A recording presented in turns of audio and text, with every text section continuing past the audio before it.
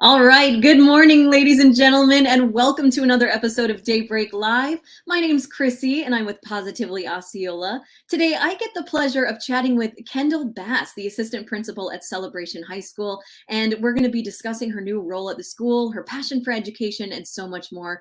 She also has another administrator with her, Justin Siebold, so we're going to be hearing from him too. So let's play the video, and we'll jump right into it. Here we go.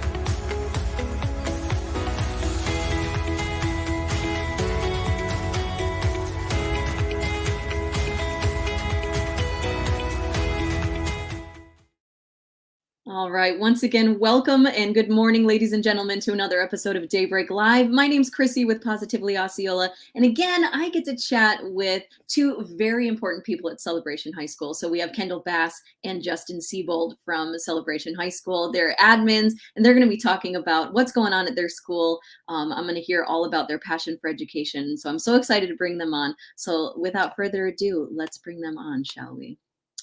All right, here we go. Hey, Kendyl, how's it going? Hey, good morning. How are you?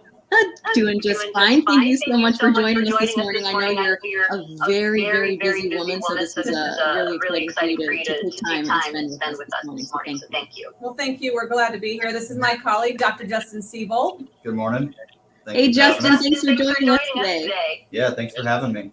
Absolutely. So obviously, as an administrator of a school, you wear a lot of different hats, and your job is basically never ending, but it didn't start out there. Like, you've also been a teacher. You were an admin coordinator and a college career counselor for Osceola County School District since 2012. I mean, wow. And also shout out to UCF, where you earned a master's degree in public administration. Dang, girl, you have quite the background.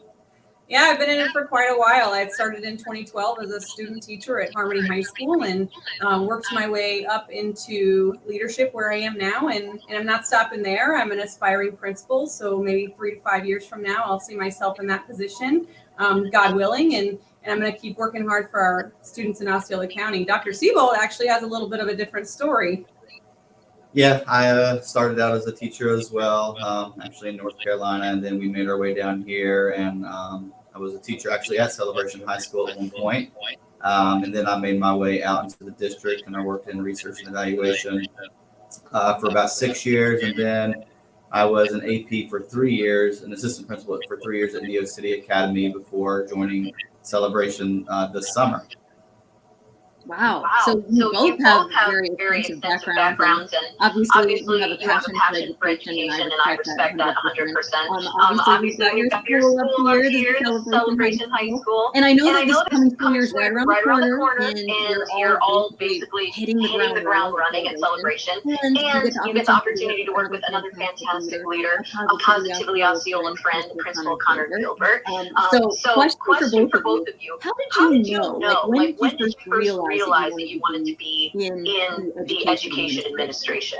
I think that for me, I was pursuing a different degree. I was pursuing a history degree, and I was a sub for the district. And when I got in the classroom, I had someone say to me, a principal that I really cared about and loved very much, Buddy Butler, said, I saw you teach, and you have it. You have the relationships with the children, and you care about them from start to finish. And that was really when I went, okay, yeah, this is the right path for me.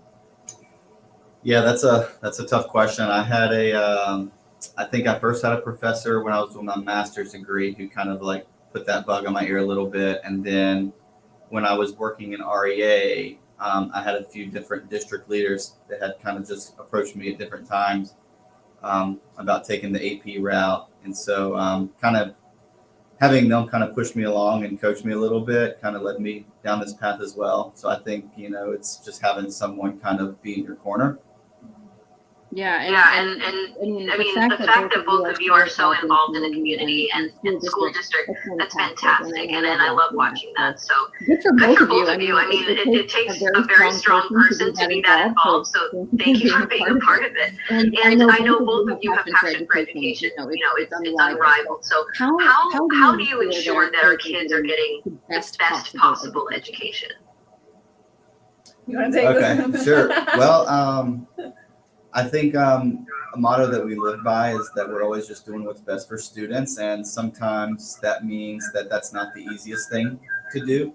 We're not looking for the easiest path or necessarily the thing that's going to just make our jobs easier or the lives easier for the school.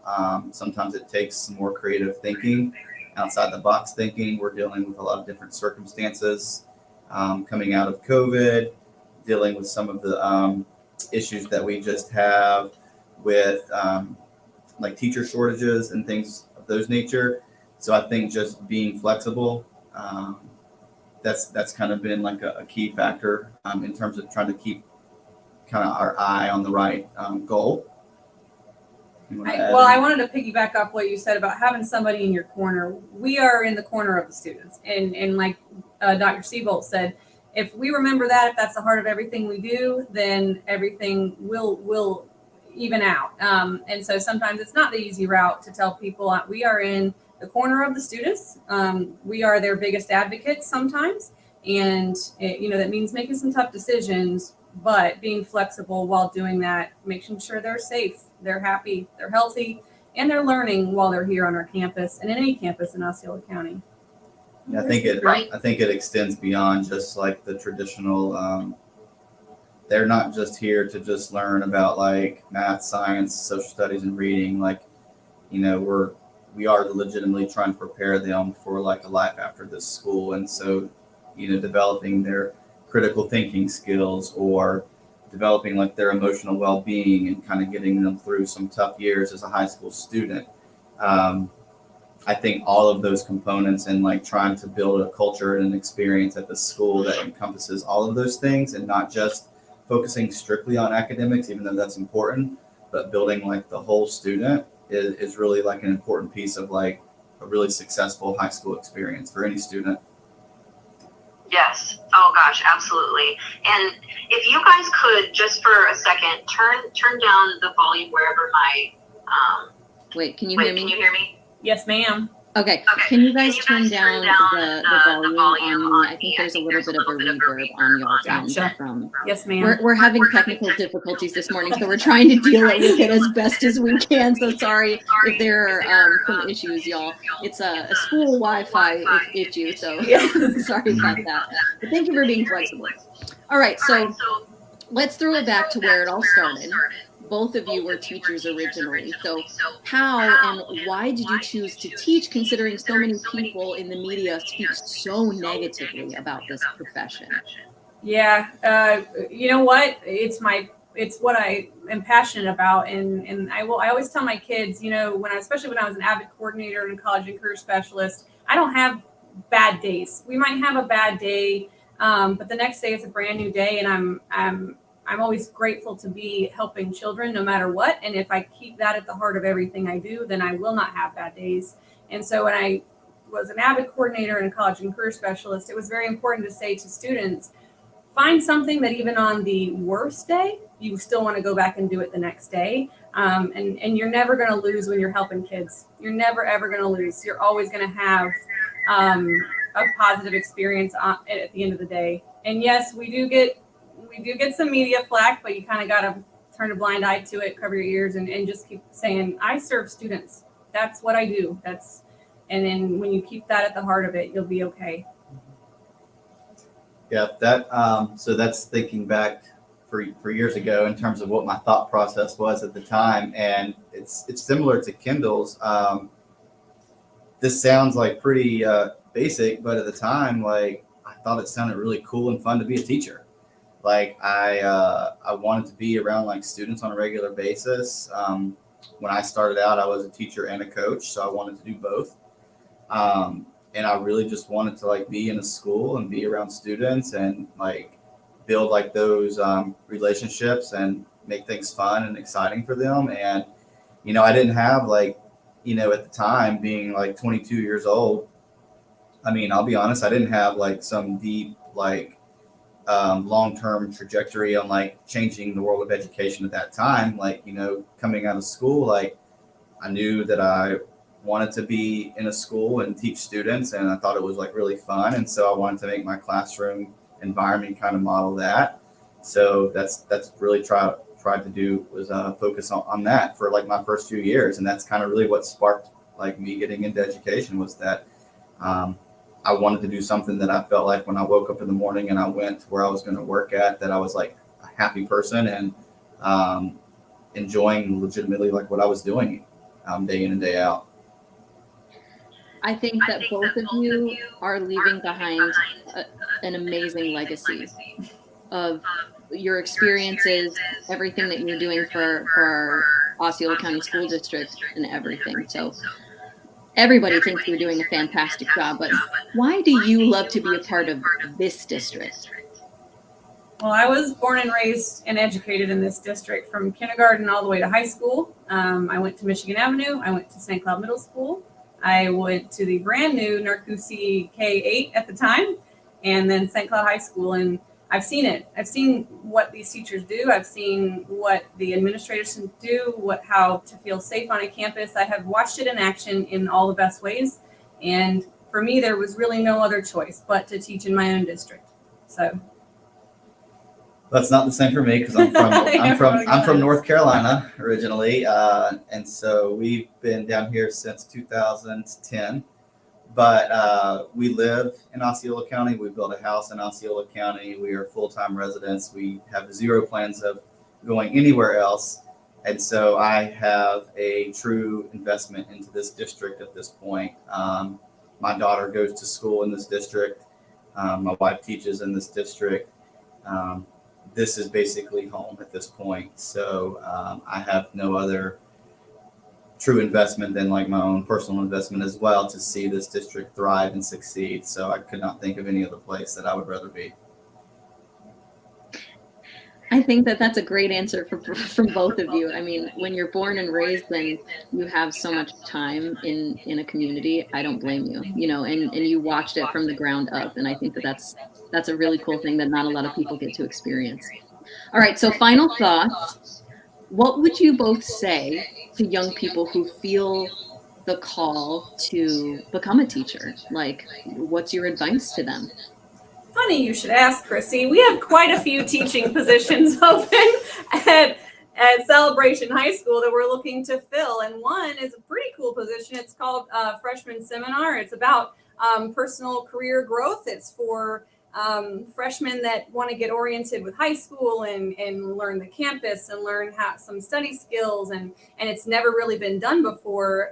So we're very excited to start that. So if you think teaching ninth graders and influencing them and maybe even coaching for them at some point and sort of nurturing them all the way up, we have a position for you. We also have some vocational education positions. You work with some of the greatest students on the campus.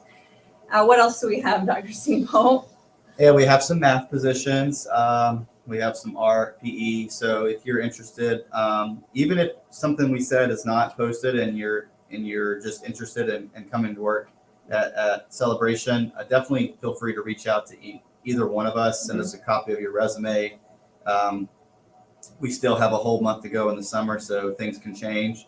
So even if, just whatever, just send us an email. But, I would say that if you're sitting there and you're thinking just about getting into education as a whole, I will say in my experience, and you can say what you say as well, but it is one of the most rewarding careers that you can have. And that's not just us saying that.